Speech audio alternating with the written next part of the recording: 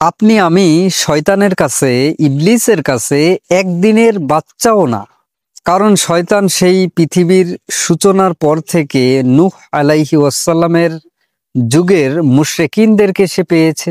সে ইব্রাহিম আলাইহি ওয়াসাল্লামের যুগের মুশরিকিনদের পেয়েছে। সে মূসা আলাইহি ওয়াসাল্লামের যুগের মুশরিকিনদের পেয়েছে।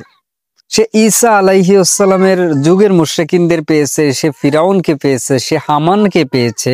সে কারুনের মতো আল্লাহদ্রোহী ব্যক্তিকে পেয়েছে। এছাড়া অসংখ্য আবু জাহেল, আবু লাহাব, উতবা, সাইবা, আখনাস ইবনে সুরাইক, এরকম অসংখ্য ব্যক্তিকে সে গুমরা করেছে। তো গুমরা কিভাবে করতে হয় একজন ব্যক্তিকে কিভাবে দলালা দূরের সীমান্তে ঠেলে দিতে হয়, একজন ব্যক্তির আমল কিভাবে নষ্ট করতে হয়, এ বিষয়ে শয়তানের যে জ্ঞান, শয়তানের যে অভিজ্ঞতার বয়স, সেই আলোকে আপনি আমি শয়তানের সামনে একটা শিশুও না।